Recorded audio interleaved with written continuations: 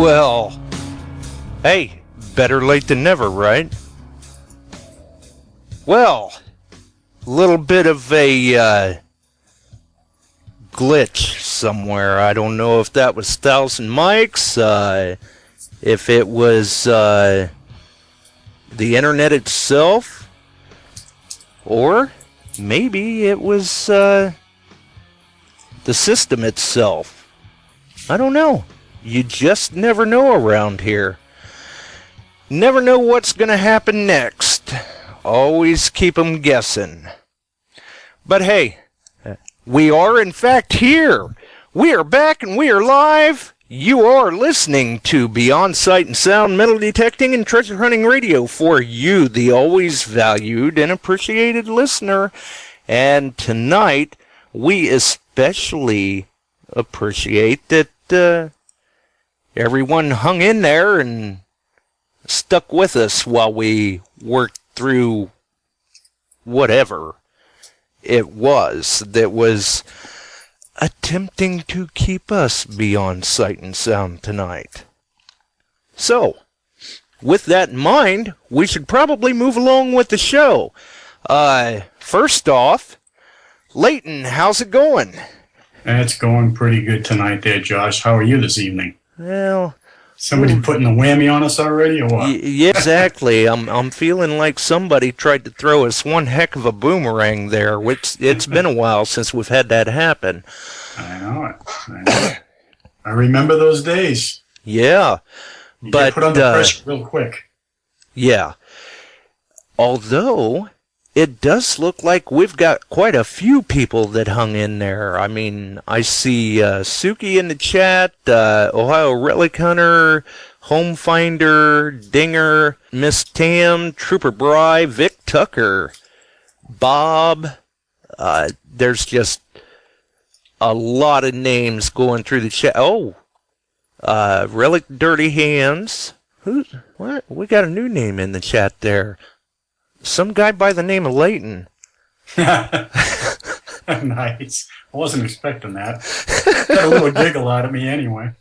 Hey, there you go. Well, you know, at least in times of strife, we can still find something to laugh about. Correct. Because that one, that had me sweating a little bit. I know, dude. Kind of wondered maybe if, with all the promoting that was going on with such a great guest, if the listeners didn't crash the broadcaster. Well, we can't blame her for anything like that.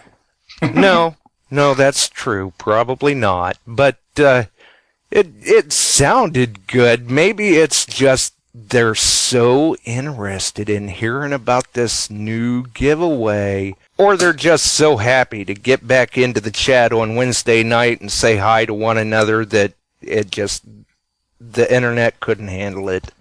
That's what it is. It got so jammed up, it was almost like you were giving away a fishing trip or something. Yeah, I know, right? What's up with that? I know. So speaking of which... you might want to... Yeah, I was just going to say, maybe, at the end of the show there, is that what you were going to say? Yeah, I was going to say, speaking of which, for those who have seen the posts, we will be allowing and taking some entries for that giveaway tonight. Be patient with us, folks, as far as getting your entries. We're probably going to hold off till towards the end of the show to start bringing those entries in. That way we've still got time, floor time, for our guest tonight. Which, we were talking a little bit before the show and stuff, and definitely a great personality and quite a bit of humor, too. But is there anything else that you think we need to cover before we get started? Anything that might have slipped my mind, Leighton? Yeah, actually, I'd just like to give a great big shout-out to Anderson Detector Shafts up there in Ontario this evening. For those folks that need a one-stop gig to try to upgrade their metal detecting experience, I would highly recommend them. I've used Anderson Shafts for a few years now. They have everything from whites replacement parts all the way to now Mine Labs, Excaliburs, and they've got a few new goodies coming out, let me tell you. So one other thing I just wanted to point out real quick, they work with you. If there's something that you need, specifically adjustment or a color option or a material choice, they can point you in the right direction. So that's right. Give them folks a call up there in Canada. Their number is 1-905-346-2688. Okay. Might want to slow that down a little bit and run it off again in case they want to write it down, or we can always run it off again towards the end of the show as well, like run it off now and towards the end. Yeah, I was going to repeat it there, and it's 1-905-346-2688. They're up there in Ontario, and like I said, they've got everything from weights that go on your coils. If it doesn't come with a weighted coil, they can set you up with some type of weighting system to keep that down in the water for you without any stress on your forearms. So just a couple of little things I just wanted to throw in there about Anderson shafts. Yeah, absolutely. And if they can't do something about that weighted coil, I'm sure we can find someone to go along and hold it down for them. Yeah, maybe me. There you go. I say just get a couple of pieces of gold and throw it right on top. That helps. I strap all the golds right on the shaft itself. That holds it down nice. There you go. Absolutely. And speaking of our guest tonight, I think I just saw somebody's name in the chat that our guest will probably have a little bit to say about too. Well, actually, I've seen a few names in the chat that I'm sure our guest is familiar with, but there's one in particular that I saw in there that we'll have to make sure and give them a nice welcome too. Awesome. So I guess without any further delay, our guest tonight is Miss Amy Dodd. How is it going, Amy? Hey, it's going pretty good. Awesome. Welcome aboard, Amy. Thank you. Thank you guys for having me on the show. I'm very excited. Well, thank you, and especially being patient with the little gremlin that came up, whatever that was. Of course, I'm sure you're kind of familiar with that stuff. That tends to follow me around. I'm really sorry. Well, I don't think it's necessarily anything to do with you, but sometimes these shows, we get a little glitch every now and then. We've seen it before with Relic Roundup, Detect America, pretty much any of the other ones. It's just one of those things that comes up. But I've seen you look like that a few times with the old deer in the headlights look there. But you know how that goes, right, Amy? We've all been there, right? Oh yeah. I was getting aboard. a little concerned, but I'm glad everything got moving. Yeah. It took a few minutes. We had to convince it. Kick it a few times. Yep. Exactly. Swear at it. You got it. Yeah, tell it straighten up or we'll switch dealers, something like that. But speaking of dealers, I think we just saw your favorite dealer in the chat. Yeah, he is in there. Mr. Heath Jones. Absolutely my favorite dealer. Well, on one side, he is phenomenal. Him and Treasure Mountain Detectors, they are very quick with delivering. They will get you what you want. They will get you a price that you want. And they're just amazing. But on the other hand, I'm rather fond of Heath Jones. He's my boo. He's my sweetheart. Right. Well, and much like Leighton had said with Anderson Shafts, I'm pretty sure that Heath tries to maintain that same scope of customer service as well. Oh, They're absolutely. willing to work with people and get them the equipment they need. Yeah, absolutely. Ed Huffman and Heath, I've seen them bend over backwards for people so many times. Like, they have phenomenal customer service. That's what it's all about right there. Yeah, and I'm not saying that just because Heath is he's my sweetheart, but they absolutely do. And I was a customer well before I started dating Heath. Well, and with the dealers, like you said, you've seen them bend over backwards to help people. Mm-hmm. And really, I've been in. I was going to say I've been in situations where I needed a coil like ASAP because I'm going on a traveling trip, and I'll have it overnighted. Right, and really, I mean, you can get these products anywhere on the internet. What the dealers are truly their gold mine, their real asset, is that customer service, because that's what keeps your customers coming back. Absolutely. Oh, yeah.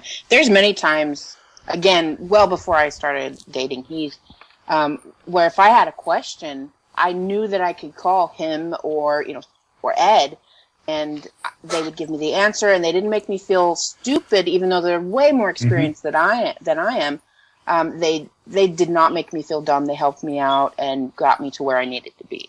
So I haven't dealt with too many other dealers. But right, you've kind of found your dealer and you're sticking with him, so to speak. Absolutely, yeah. yeah, I am. Well, there you go. Don't let him get away from you. No, I don't plan to. And I guess before we get into too many questions, we've actually got a caller here who would like very much to speak to you. Go ahead, caller. Hi, Amy. It's Lori. Hi, Lori. How's it going? It's good. Oh my gosh. I never got to speak to you, so I was so anxious to call in and just to say hi. Oh, I'm happy you did. For those listening who don't know, Lori had me on her last episode 7, I believe. Oh, yeah. 8. 7. Was it 8? No, it was 7. It was 7. I was correct. I'm surprised I was correct. But episode 7 of Relic News, and she featured me as well as several other women that I was just tickled and so flattered to be part of that group of women that she featured. And she had amazing things and pointed out great things about each one of us. So I was incredibly humbled by that. Oh, I was so happy to do it. It wasn't easy to find some of these women, but as soon as I started looking, I was pretty amazed on how many there is out there. But I loved your story, and I have it. It runs over and over in my head, the look on his face when he got that ring and realized it was his. It was just... Yes. She's referencing a video that she featured that I took. Last year, I found a class ring, and the gentleman that I found the gentleman who owned it, and I actually got a hold of his girlfriend. And she's like, his birthday is this Saturday. Please come to the birthday party. We're going to give him the ring. We're going to have it cleaned, give it to him. And he loved this ring. And he was just devastated when he lost it. And so I was there for them to give him the ring. And his face just lit up. And at first he didn't think that he thought it was like a replica of his ring because he loved it so much, somebody gave him his ring. And then he realized that it was his original ring, and it had a scratch across the stone. And that's how he knew it was his original ring. And the whole time when I found it, I was like, oh my God, I scratched this thing with my shovel. And it was originally there. And he was just stunned that somebody had found his ring and he got it back. He was just so happy. And I was so happy that I could be part of that I got to witness that. Because I found 2 other class rings very close in the time frame. And I got them back to their owners. One, he was happy to have it back. And the other one, I found out where he lived and I shipped it to him and I never heard anything back from him, which that's fine. I don't care. I just got it back to the owner. But just having witnessed that reaction was everything that I ever needed right there. And so it definitely keeps me going. I want that reaction again. I want to experience helping somebody get something back that they really loved. Right, it's almost like a drug, so to speak. Mm-hmm. Absolutely. That's what keeps us all going. And good evening, Laurie. Good evening. Well, that's an amazing, amazing story, Amy. And thank you so much for sharing that with me. And you're welcome. I'll let other people call in, but I definitely just wanted to say hello and Well, Lori, thank I you, think Lori. It I was think really somebody nice hearing from you. I've never got to speak to Lori before, and so like when she contacted me, we just communicated through Facebook for that segment that she did. Right, And through so like I've never, private message or something. yeah, so we never actually got to speak. So thank yeah, you but so we'll much definitely for have to calling. do it. We'll definitely have to do it again sometime. And I just started pretty much with Skype because of Leighton, so I have to thank him, and I'll be doing it more Well, often. awesome. Awesome. Good to hear. Thanks for the kudos. And I think somebody should do a story on Laurie. Yes, Yeah. Lori That's is what I an think. amazing detectorist. Matter of Absolutely. fact, I think with all the reaction from Relic News and everything, we may have to have her back on the show. Oh, I absolutely. I'll tell I you what. would listen to it. That's for sure. Hear me out. If nobody else does it, I will do it. I'll do a show on Laurie. There you Well, go. Josh did have myself and Eric on back in October, and that was quite a fun time. And I'd definitely come back and do another show Or, sometime. yeah, I was going to say, I guess we'll say we may have to try to do another show with her. She's awful busy now, as popular as she is. She may have forgotten about us little people.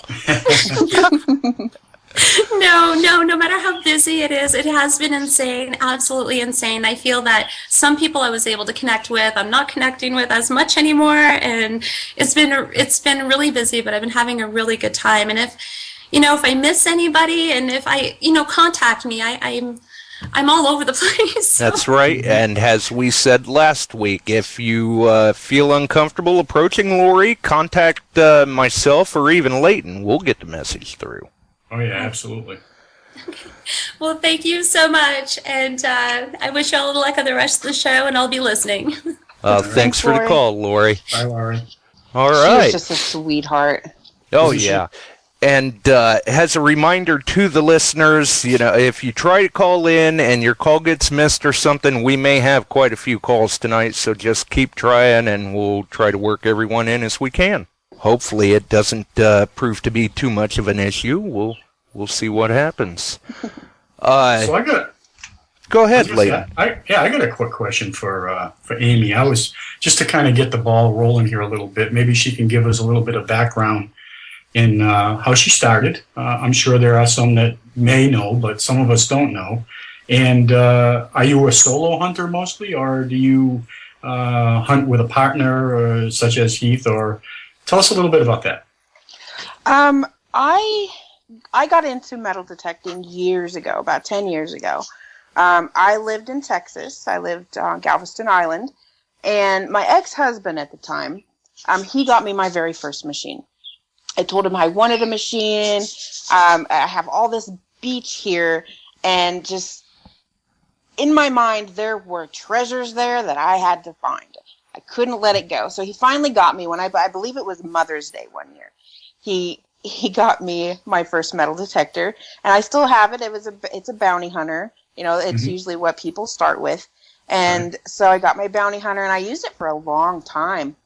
And I really didn't find anything up and down the beaches. I got very discouraged. I didn't know my machine. I think a lot of people can relate to that. They get a machine, they don't know what they're doing. It's not doing what they expect it to do, not realizing they have to put a lot of work into it. Yeah, maybe you outgrew it a little bit. And no, I did not at that point. No? I just really didn't know what I was doing. So, I took it out a lot, and I just got frustrated. And so I tucked it away in the closet, and it moved all over the country with me. And finally, back in 2010, I got diagnosed with multiple sclerosis. Mm-hmm. And those who do not know about the disease, it is an incurable disease. It's a progressive disease, meaning that it just gets worse and worse and worse over time. How quickly it gets worse, and if it only gets slightly worse or like tremendously worse, it varies by person. So the disease just has this whole range that people can fall under. Right. Each case is individually unique in its own. Absolutely, yeah. And so I got diagnosed with that, and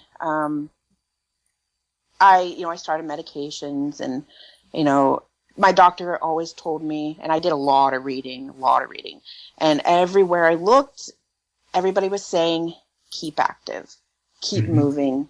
You're going to retain your mobility and your functions and everything that MS patients tend to lose over time. But if you keep active, you're more likely to keep those and retain them. So I broke out my metal detector again as like, nothing really interests me. I'm not very active. So I broke it out and it got me hooked again. So, and I have not put it down since. I went from my bounty hunter to an F2, which I absolutely, going from a bounty hunter to just about anything, is leaps and bounds. So I loved my F2. And then I outgrew that one very quickly within, I think, 5 or 6 months. I outgrew that, and I jumped straight to a V3i. Wow. Yeah, that's a big leap. Oh yeah, and I struggled with that machine. Didn't quite understand it. Going from an F2 to a V3i, it's just tremendous. And so had my V3i, and that didn't do. I just struggled with it too much. It was too much machine for me. So then I went to an AT Pro, and that is my machine.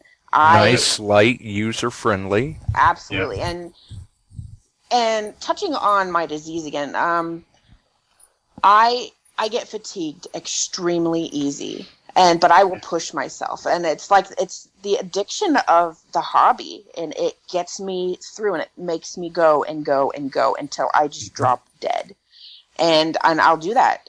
And that's what I love about metal detecting is it is very much my drug. It's not only it keeps me moving and keeps me active, but it's very therapeutic as far as just getting out. And I hunt solo. I've never dug with anybody until October. Okay. And so, but it's very much therapeutic for me. I'll get out. I'm by myself. I get kind of lost in my own little world. And every moment I have, as long as the sun is up, often when the sun is down, I will go out and dig. And not to mention, it helps keep you active, like you were saying. And it keeps me active. And so I get tired extremely easy. And then I realize, as I'm explaining to people, how long, I have a lot of people that I got interested in the hobby, and they're always wanting to go out with me and show them how to do it. And, they'll do it for, an hour, 2 hours. And then they're like, oh, I'm tired. And I'm like, really? You're tired? I got another 5 hours in me. That's awesome. Yeah, and so awesome. I'll go for hours and hours, and anything else that I try to stay active with, I won't do that. And so this is the perfect activity to keep me going, keeping me active, because I can go as slow as I need. I can go as fast as I want. And so it kind of molds, the hobby kind of molds itself to my needs. Right. And when you're solo like that, like you just said, you can go as fast or as slow as you want. You don't feel that overburden of competition if there's someone with you, or they're finding more than me, or vice versa. So or even saying, oh, we're not finding nothing, let's go to a different spot. Right. Mm-hmm. Yeah, absolutely. And I don't have to, I don't have to check with another person. There you go. Okay. I'm glad you said it. Yeah. Yeah. I'm glad you were reading my mind. Yeah, exactly. Is that something I shouldn't have said? No, that was perfect. No, that's fine. That's absolutely perfect. That was perfect. We're on the same wavelength. Yeah. But, I just wanted to ask you, so just to further the couple of questions there, I'm just curious. So are you dirt fishing mainly now, or are you still trying to do beaches and ponds, or fields? Yeah, how are you going? I am dirt fishing. I live in Kansas, northeast Kansas, and Kansas is about as landlocked as you get. So I don't have access to the beaches or the ocean anymore. The closest I get to a beach is lakes with the little man-made beaches.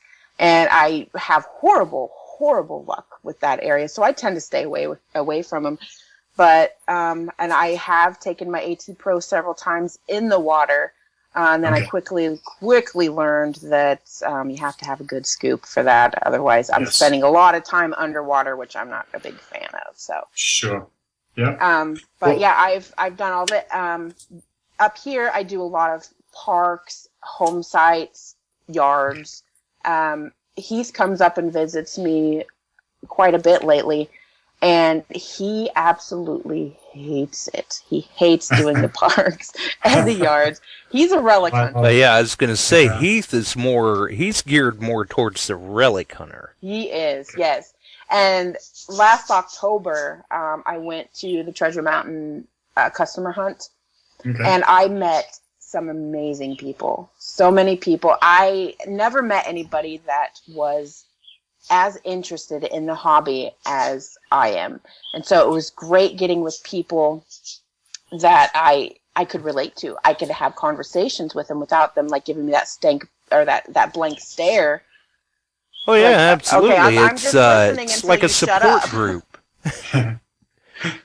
You know, So- you're going, wow, there's others out there like me, and Yes. they can relate. hmm So I met so many great people there, and then I relic hunted for my very first time in October, Awesome. and it was a blast. I would do it again. If somebody came to my door like, let's go, I would be like, where's my shoes? Yeah. Tell us some of the finds I that you would- had. Probably not even leave the house with shoes on. I would just be out the door. Flip flops and go. Yeah. When I was relic hunting, my very first find, and I'm quite tickled with this, my very first find was infantry cuff button. Shank intact, still has a little gilt on it. Beautiful, beautiful button. And that was my very first. Before I found a bullet, before I found anything, I found that button. Oh, And- that's awesome. What a It way to was- start off then. I know. I think there was a few jealous guys in the group. But I'll bet. And you'll That- remember that find forever. hmm And Awesome. then one of the other relics that I got from that trip, outside of bullets and shell fragments, was Barry Swope and we were working down in the swamp. And it's muddy and gross and everything that I love. So we were down there, and I get a signal. Barry swings over it with his dais. At that point, I was using my AT Pro. Actually, I was using Scott Duncan's ATO. He was very kind to let me use it. And so he swings over. He's like, yeah, there is something down there. And so I'm digging, and I'm digging, and I'm digging. I'm pulling up like hands full of mud and just flinging them over my shoulder. I'm like going to get down at this thing. So I finally get down to it, and it's a piece of wood. I'm like, what? Is it under it? What's going on? And so he's like, well, just get it out of there. And so I'm digging around, and it's pretty big. And so I get it out of there, and I check under it, and there's nothing there. And I was like, oh my God, it's in the wood. And he's like, I bet it's a bullet. I think it's a bullet. And I was like, that's all right. And I throw it in my backpack, and I cart it around with me the rest of the night until we get home, or we get to Barry's house.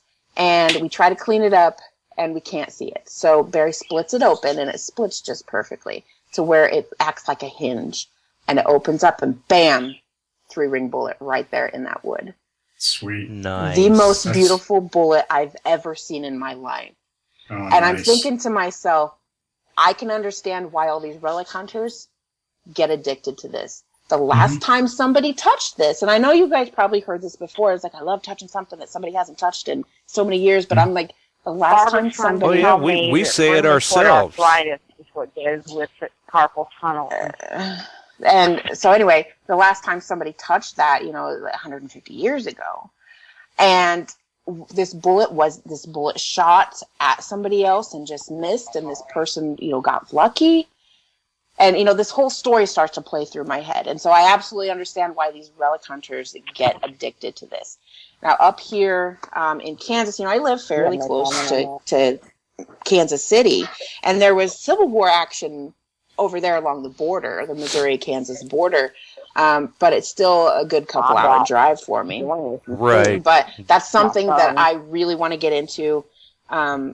Hopefully this year I'll get a lot more into the Civil War relic hunting here in my area.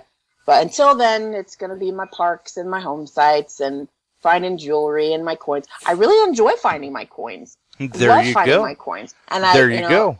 And true with woman style, I love my jewelry. So I will take that any day too. Well, there you go. We've got a caller, 850. Who do we have? You're live. Hi, Amy. This is Susie Q. Well, hi, Susie. Hi. I wanted to ask you a medical question. He said you wouldn't mind, but if you do, you just say so. Okay. I wondered, I'd also been through testing for MS in 2006, and I did not have that, but I had some other issues and had other testing. But what I found is I have more so now an issue with, like, carpal tunnel-like symptoms, and I also have soreness in the joints of my thumb. Mm-hmm. And I just wondered if you find that metal detecting triggers any of that for you. With MS, MS is an entire body disease.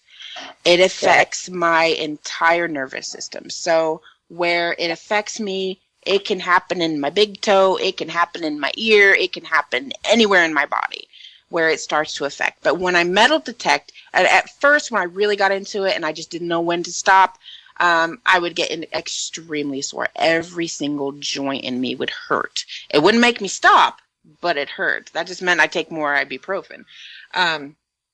But as far as now, like, I think my body's more used to it, but I still, like, every day I'm achy, I'm sore, and I just have to push through it.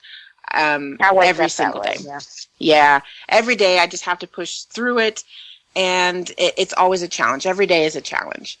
But as far as swinging my machine, my shoulder really starts to hurt after a while. Not so much my hands. Smaller coil? The machine I have now, I have XP-Deus, and it is feather light. So with it being so much lighter, it doesn't cause me to get so sore and so achy. Which I love about that machine. I've only had it for a few months. I'm still learning it. My AT Pro, I've got 3 coils for that. I got the stock coil, I got the snake coil, which is a teeny tiny one, and I have the Tornado, which is a monster. That's like swinging, God, probably a stop sign. You're trying to swing that thing. And so that one I can't swing as long because it's so heavy, but it doesn't stop me. I carry massive bottles of ibuprofen with me everywhere. I have one in my car. I have one at work. I have one in my purse. I have one upstairs in my bedroom. I have ibuprofen everywhere stashed in my house and everywhere I'm going to be. Wow. And I find compression socks helpful because I have, like, low blood pressure, so I don't know if you have that going on. No, I actually have the opposite. I have. Oh, okay. So you don't need the compression socks. No, you know what? You tell me what you got. I could probably up you on it. I have 3. Actually, I'm dealing with 3 diseases right now. So. Wow. But the MS is the biggest one. So. Okay. And the other one is gold fever. Right, add that to the list. Fever, yeah, there's that 4. One. Then yes, there's 4. Exactly. The afflictions are piling up. Yeah. But then again, that's good in a way, though, because that makes your story or your situation kind of inspirational for others thinking about getting into the hobby, wondering, well, can I do that? And they see you out doing it. Mm-hmm. Right. Sure. Yeah. And I about gave up after with the stock coil. I was going to quit. I was going to turn it all back in until I went to the smaller one. You have the AT Pro? Yeah. Yeah. That stock coil, it does, the machine just really does start to wear on you after a while. I'm not sure where you're hunting, but what kind of hunting do you do? Well, I was doing beach. And right now I'm doing, I've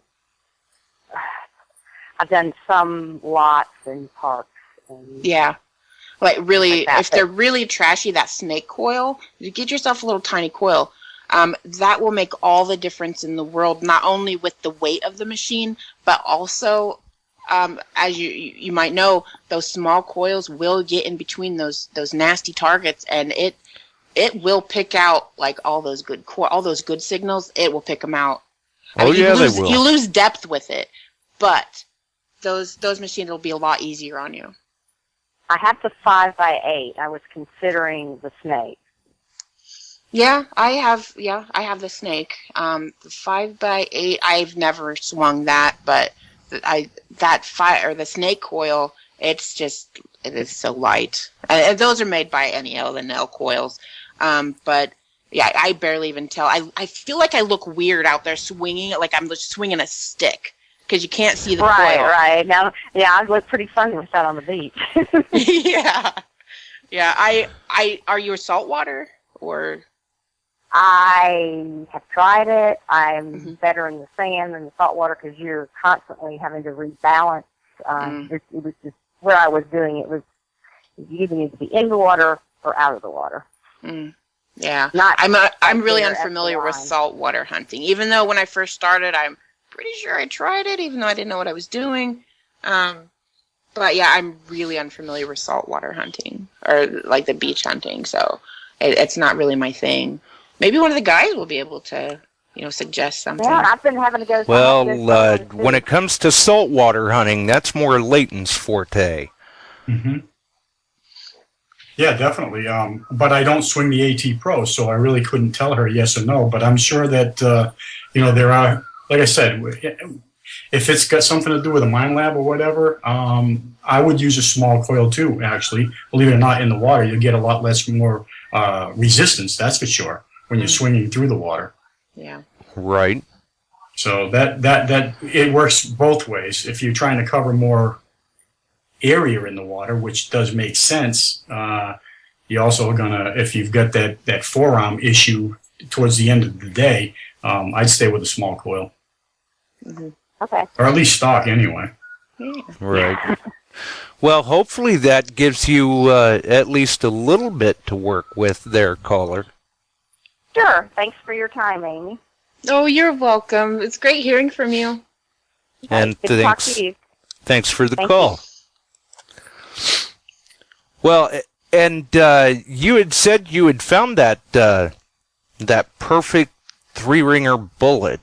Mm-hmm. You actually had a little bit to add to that, I believe, didn't you? Yeah. That 3-ring, we got it back to Barry's house. We cleaned it up. He split it open. We actually seen that it was a bullet in there. And I left that piece with Barry. And Barry actually, he preserved the wood. He put a hinge on the piece of wood that we cracked so we can open it up. He put a hinge on it so you can actually open and close it to display the bullet. And he sent that to me. He sent it to me just last month. And so not only do you have your find, you got the added bonus of a nice display for it. Absolutely, and the thing's gorgeous. Well, I'm glad you kept it all together. That's perfect. Oh, yeah. Yeah, Barry knows his stuff. I don't know if you know Barry Swope, but the man is... He is a relic genius. We were driving around down where he lives. He lives down in Daphne, Alabama. And we were driving around, and he's like, "Do you see that hill? How it goes up like this, and it does this? Well, that's where this and this happened, and this is where the cannons were." And I'm like, "Oh my God, how do you know this? You could just look at the land and know this?" He's like, "Oh yeah." And he's like, "Yeah, we went over there, once I've seen it, we went over there and I dug 50 bullets that day." I'm like, "Geez Louise." I'm just like throwing my hands up with disgust. I'm like, "Oh my God, I need to move." Well, that's what comes with the experience of being in this hobby for a long, long time. Myself being in it 44 plus years this year. So, those are the things that you learn to figure out real quick. And him being in the hills like that, I'm sure just by looking at spots, mountains, flats, plateaus, hilltops, most places needed water for their horses. I'm sure he can figure them out really, really quick. Yeah, he's really good. He's really good at it too. Right. Like we're driving around and like Barry and Heath, we got Barry in this window pointing out this way, and Heath in the other window pointing out the other way, and I don't know which way to look. Right. I want to look in both So they're directions, kind of but I going, can't. here, you drive, and we're going to stare out the windows. Yeah. Right, And right. I'm leaning up in the front, grabbing the wheel, like, guys, come on. Well, I don't know how many years they have collectively together, but just Josh and I, we have almost 70 plus years. So you get a couple of guys together like that, and and in the same area. It doesn't help. take long for the experience to add up. Right. Yeah. Well, that bullet that I found, that it's a beautiful display piece. Awesome. And I'm extremely unfamiliar with Civil War relics. And so, like, I see a 3-ring bullet, I'm like, oh, that's really cool. What did I find? And they're like, oh, my God, that's a 3-ring Confederate Selma arsenal. And I'm like, what? I don't know what that means. Yeah, but it going, sounds awesome. wow, what's that? Exactly. And I'm going to sound excited because you are.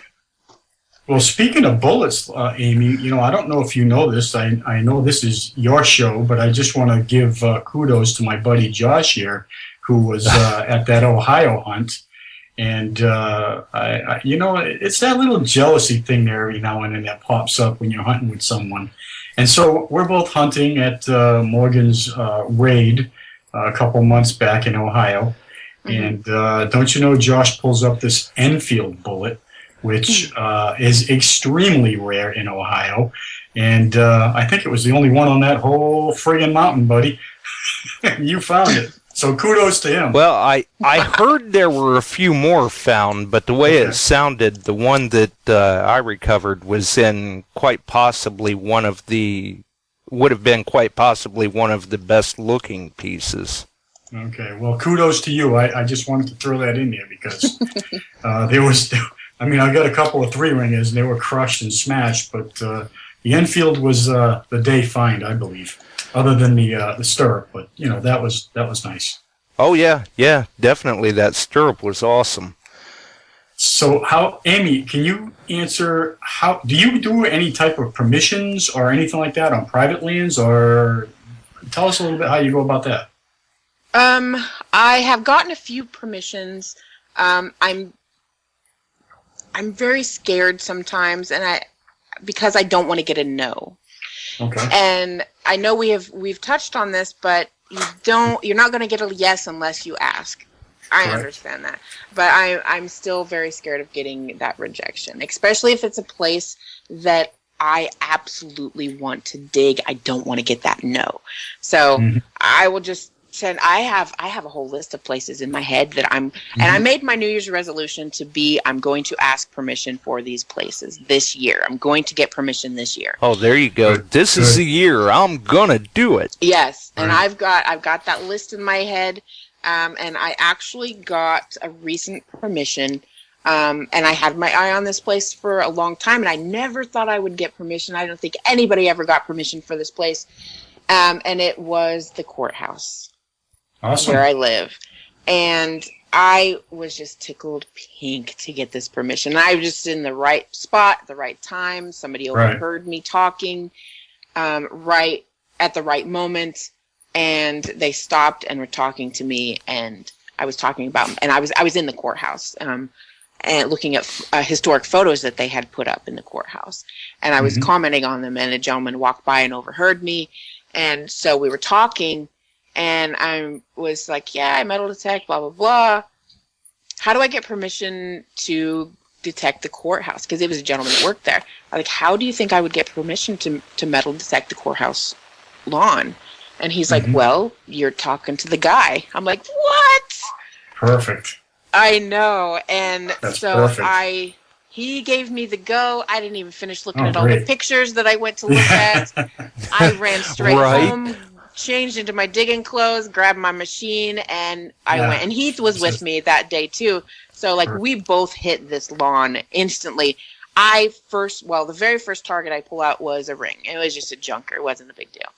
And then my next target was an 1891 V-nickel, and I'm like, heck yeah, we are on the spot. There you go. Definitely. Yeah, but now here it's frozen. You got to have a jackhammer to get through the soil. So I'm going to have to wait until it warms back up. But it's absolutely killing me. I look at it I look at it all the time, and I'm like, but I know there's things there. I gotta get you. So Right. and they are looking for. They want to put together a display, a historical display. Good. And we were talking, and I told him, it's like, you can have whatever I find. I don't care. And he's like, Right. well, good, I just because want we to want be to the put one to find it. exactly. And so they're like, whatever you find, if you find anything, we'll put together a display, for the county. And Perfect. so, and I was just so happy that I was the one that got permission to do this. So, Absolutely. 828, you're on the air. You're live. Who do we have? Hey, it's Barb. How are you? Barb, hello. Barb actually was co-hosted with me on the Relic Roundup. They had a ladies' night, a ladies' takeover night, I should say. And we hosted together. This was a couple ago. Right. That, And I think it was October. Yeah, I wanted to comment on the Civ, because I'm new to Civ, too.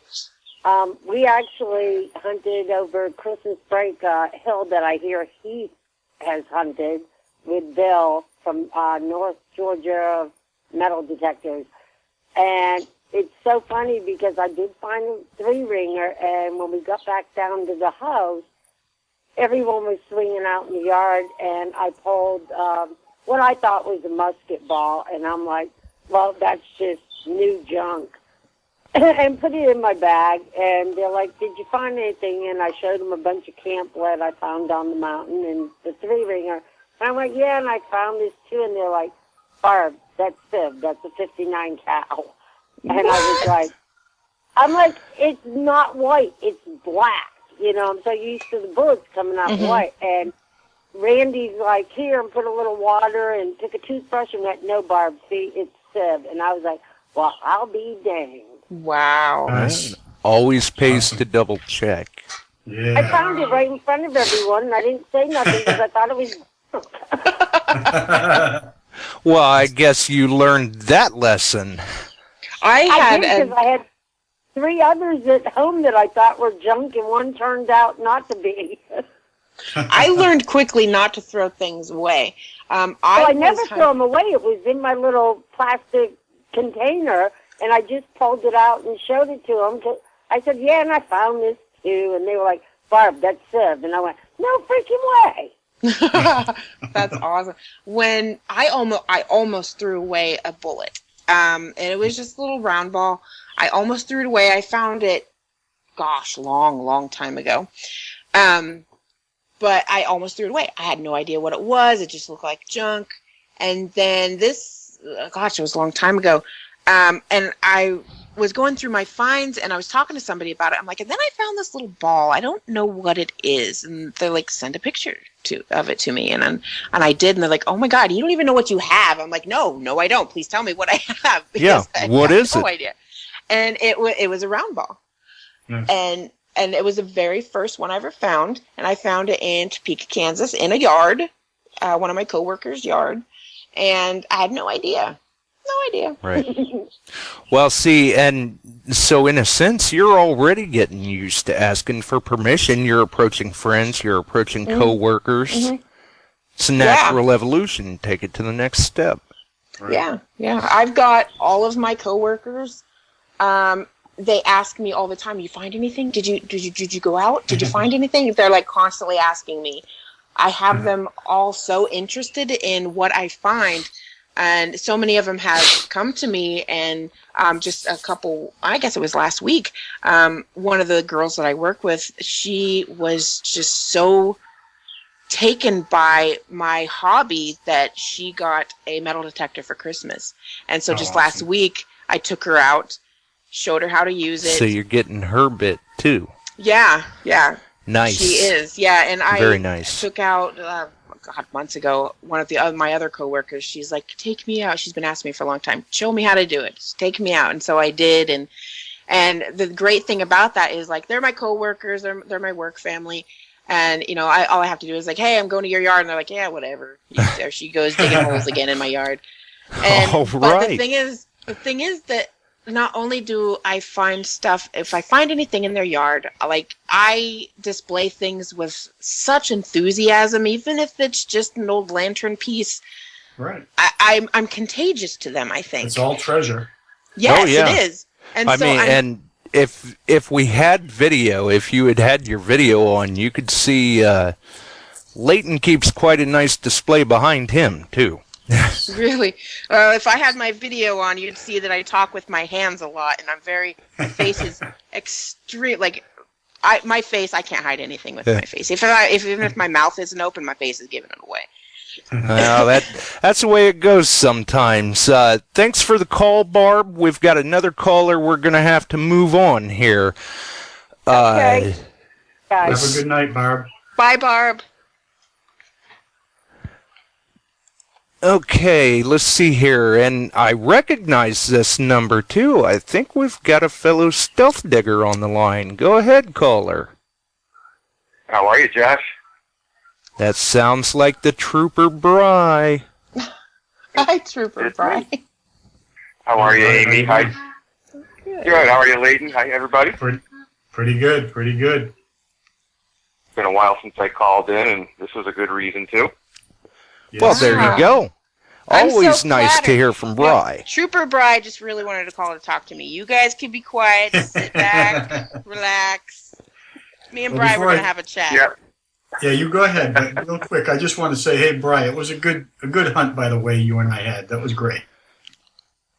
Yeah, that's right. Surprise, Bry eh? had the opportunity to hunt with you recently. Somewhere in the Stealth Diggers continuum. Right. Yeah.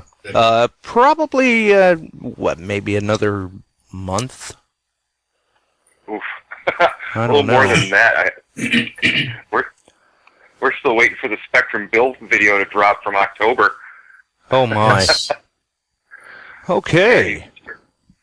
But I just want to jump in here. I won't spend too much time because Amy's getting a lot of calls. I want to thank Amy very much for the buttons she made for all the metal detecting groups. I was able to get one of the Stealth Digger pins, and I love it. Nice. Oh, you're welcome. I love doing that. So I joined Stealth Diggers once I figured out that there were Facebook groups for metal detecting. I was joining them all, and Stealth Diggers was one of the very first ones that I joined, and they brought me so much joy.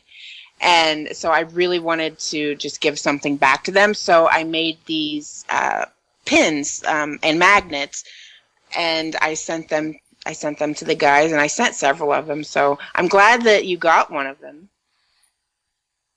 Yeah, I just happened to be there for that day hunting with those guys, and that was one of the packages they opened. Nice. Yeah, I'd like to say I put a lot of work into those, but I really didn't.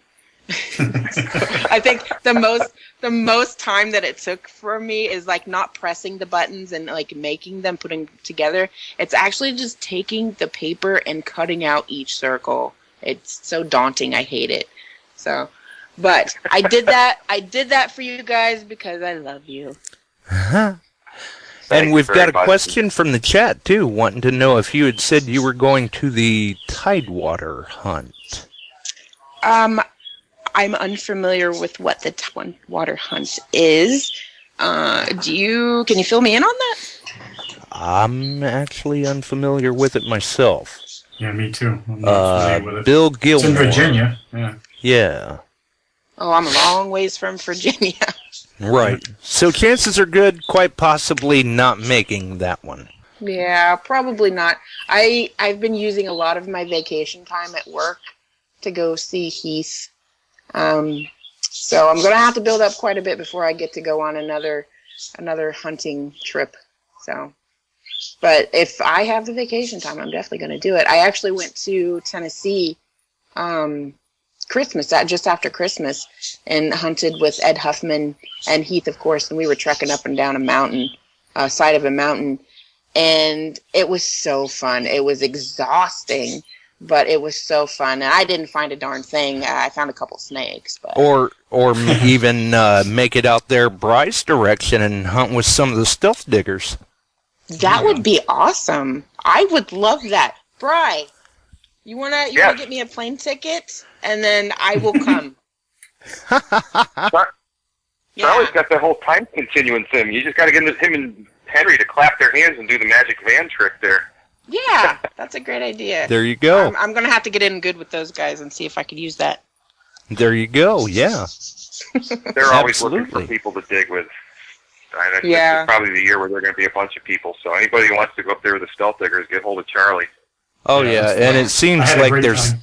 never a bad time. Like you just said, you had a great time with them, Leighton. I had a great time up there. Yeah, I had a ball. There's All so right. many people from so many different groups that I've met, and even ones that I haven't met, and just people that I know from Facebook that I would love to go dig with. Not necessarily to get on their spots and find all the awesome things that they're finding, but it's just because they seem like such great people. I'd like to get to know them. And that's one great thing that I've gained from this hobby is I've gained a tremendous amount of friends. Mhm. And just knowing that, you know, hey, if should I say, hey, I'm going to be in Massachusetts next week. Who am I going to dig with? I know that I've got 4 or 5 people already lined up. Like, hey, come on over. You know, they're just so welcoming, and it's like a family. Right. Sometimes that's the real treasure in the hobby, too. Absolutely. So, and I couldn't even ask for better people in my life. You know, even though I don't even know them. You know, I might be a little sentimental here, but I don't know them, but I still hold such... But you've got that commonality, that bonding tie, Yeah. so to speak. Yeah. And the It's thing not is, like... always about the find. Exactly. No, it's not. I mean, it's about great friendships that you develop along the way as well. Absolutely. You know, Trooper Bry and I have talked a few times, right, Bry? We've talked many times, and then I went up there. I had no idea he was even going to be there, and voila. So it was like a double treasure that day. I got to meet a bunch of guys that I had always heard about, talked with, and you know, shared stories with, and finds and posts, and all of a sudden it was like next thing I know, I was in La La Land, you know, meeting all these guys, and you know, Bry was one of them. So we had a great time. So I think my problem would be is if I went to dig. My first and only group hunt that I've ever done was just last October in Alabama. Right. And I found myself so busy talking with other people and doing things for the hunt that I didn't get to dig as much as I wanted to. I definitely found time to dig, but I didn't dig as much as I wanted to. Right, But or you make time to dig, and then you find out, oh, well, I wished I would have had time to meet this person that was there, too. And there's so many people that were there that I wish that I would have had more time to talk with and get to know better and just spend more time with. And so, like, that whole time balancing act didn't happen very well when I was down there, and so I'm definitely going to have to do it again. It's hard to do. It is hard to do. Well, I guess with your time in the hobby and the people that you have gotten involved in the hobby, do you have any words of wisdom, say, for the newcomers to the hobby? Oof. Or even the newcoming lady diggers in the hobby? Lady diggers, yes. Being a woman in this hobby, I don't classify myself as a beginner, but I'm definitely no expert. I have classified myself as an expert beginner. Even though I've been doing it for a while, I still think that I have a lot to learn and I have a lot to experience. And luckily, I am surrounded by so many people that can help me along that way. One of the Facebook groups that I'm in is for women only. And it's actually called the Women Only Metal Detecting Group. And it's just packed full of women in this hobby. And it's phenomenal, especially coming into a hobby that is male-dominated. It tends to be harder I've noticed it's harder for me to be taken seriously in the hobby. Even though my passion for the hobby is probably 12 times greater than the majority of people in some of the other Facebook groups, the men in the other Facebook groups that, you know, I belong to. I would say I'm beyond passionate about this hobby. And well, that's great. Yeah, and so my only advice to beginners would be, if it's something you enjoy doing, just do it. Don't worry about the way you look If you think you look silly, I look like a big goober when I'm out metal detecting, and I don't even care because I'm doing something I love. Don't worry about the way you look. You're going to find people, it might take you a while, but you're going to find people who are into the hobby just as much as you are, and it's going to be extremely rewarding. Maybe not in the finds, but definitely in the friendships that you make. Absolutely, I agree. Very, very well put. Mm-hmm. And speaking of Facebook groups, they can also check out the Facebook group Metal Detecting for Beginners and Beyond, too, correct? Absolutely. I am actually one of the admins on that group, and it's a great group. I learn something in that group every single day. I think somebody extremely experienced and seasoned in the hobby can still come to that group and learn something. And also, just if you don't learn something, contribute. There's so many people that are just getting into it, or they just don't know, and just be there and help them out and give suggestions. And that's all anybody really wants, is just they need a little help sometimes to understand what they're doing, what they're finding, what they should do in this situation. And that group is filled with people of all experience levels. And we're all extremely happy to help one another. Well, and that's one great thing about the hobby, too, is how helpful everyone can prove to be. Maybe we need to have Bri put in a good word with the rest of the stealth diggers and get us into that stealth time continuum too, because we have just blasted right through an hour. Yes, sir. And it seems like we just got started. We may even have to get you back again sometime and kind of pick up where we left off. I would love to. I will talk your ear off. Are you prepared for that? Well, that's all right. And normally we've got plenty of time, but tonight we've also got some other things we've got to get out of the way too. But we certainly appreciate you taking the time to sit down with us for the last hour. Oh, I've had a blast. I love it. Thank you for having me on the show. I don't feel like I really have a lot to contribute other than my enthusiasm. I'm sorry, go ahead. You did more than you thought. You did more than you thought you did, believe me. It was a great interview. Right. Everybody brings something to the table. Everyone has a story to tell. Yeah. Exactly. Well, good. I'm very happy. And if you ever want me on again, I'll do it again. I will talk your ear off. As long as there's somebody listening. Shoot, I'll even talk if nobody's listening. So. Well, some nights that may be what we need. That's right. Well, you got the girl to call right here. Well, there you go. And, thanks for dropping by, and be sure to tell Heath we said hello. I will. All right. Make sure you post up some goodies. I want to see some more goodies. Yeah, we want to see some more of them finds. Absolutely. Yeah. Once the ground thaws out, I'll be out digging, and I'm sure I'll have hands full of rings to show you guys. I hope so. I want to see that. There you go. That's the attitude. You just got to go get them. All right. Well, we appreciate you taking the time, and you have a wonderful evening. Thank you so much. We'll see you.